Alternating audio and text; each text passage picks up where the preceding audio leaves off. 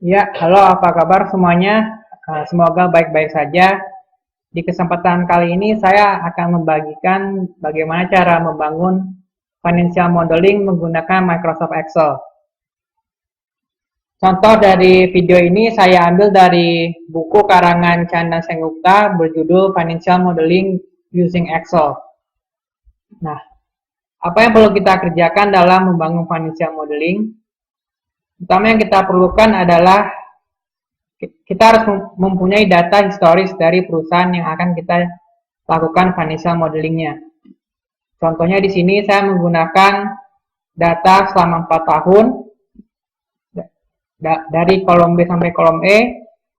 Ini merupakan historical data dari perusahaan yang akan saya bikin financial modelingnya. Nah, dari data historis ini kita bisa membangun asumsi yang nantinya akan kita jadikan base untuk membangun forecasting. Asumsi di sini contohnya ada sales, cost of sale, dan juga ada balance sheet dari aset ataupun liabilities.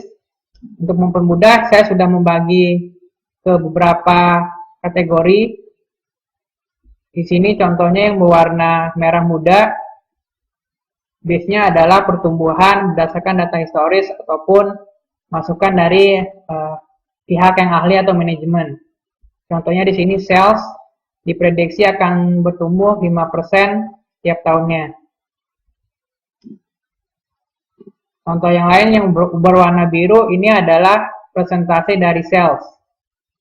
Jadi asumsinya cost of sale berdasarkan data historis komposisinya adalah 52% dari sales.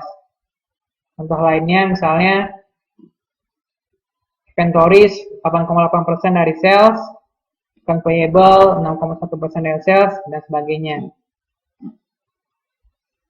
Contoh yang lain yang berwarna kuning ini juga kurang lebih sama, yaitu dia presentasi dari akun yang ada dalam statement ataupun balance sheet. Contohnya di sini depresiasi 8% dari gross fixed asset, income tax 35% dari pre-tax income, dividend payout ratio 40% dari net income, dan sebagainya.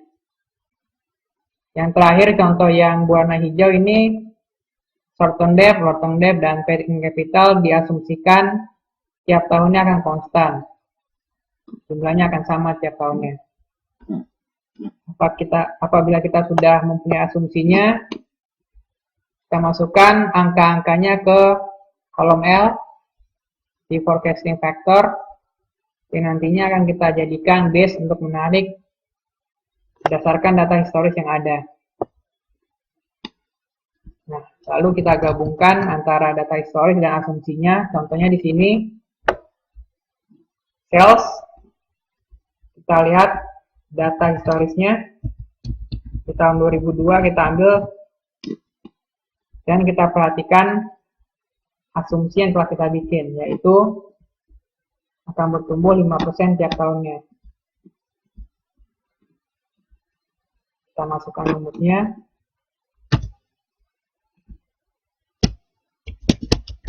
Kali dengan pertumbuhan 5%.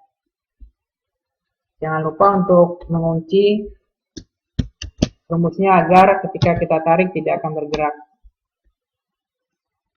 Tarik. Contoh lainnya cost of sale. Dalam hal ini dia berhubungan dengan presentasi dengan sales. Kita mengacu pada forecasting factor 52% dari sales.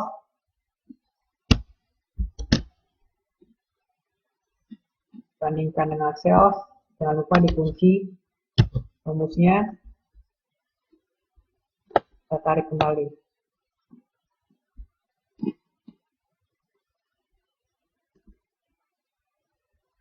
Dikunci.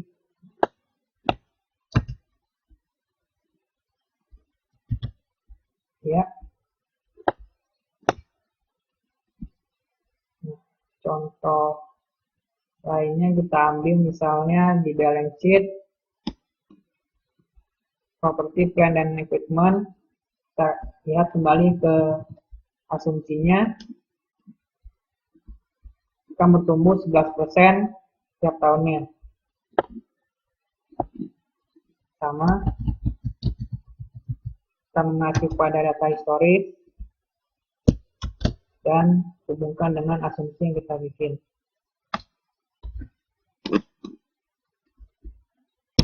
Satu plus I, tarik ke samping.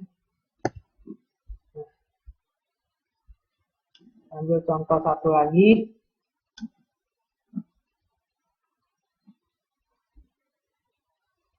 Depresiasi misalnya, kita lihat, kembalikan ke asumsinya, 8% dari gross fixed asset. 8%. Asumsinya kita kunci, hubungkan dengan nilai fixed assetnya. Oke, kita tarik. Nah, itu beberapa contohnya. Prinsipnya nanti semua pengerjaannya akan sama, yaitu Anda menghubungkan data historis dan asumsi yang Anda bikin. Apabila sudah selesai, nanti hasilnya akan seperti ini. Sudah terisi semua, baik data untuk income statement-nya ataupun balance sheet. Nah, terakhir yang harus Anda lakukan adalah Anda harus memeriksa apakah model dari balance sheet yang Anda bangun sudah balance. Di sini kita lakukan pengurangan antara total aset dan total liabilities-nya. Total aset dan total liabilities. Ternyata masih belum balance. Dan pada kenyataannya yang sekali diketemukan balance sheet yang tidak balance. Maka untuk pengerjaan modeling, kita masih memerlukan beberapa proses lebih lanjut, yang nantinya akan saya terangkan di video yang lain. Apabila Anda masih penasaran, Anda bisa membaca buku-buku financial modeling lainnya, atau Anda bisa berkunjung ke web kami, www.futurumkorfinan.com. Untuk video kali ini saya rasa cukup sekian. Terima kasih atas perhatiannya.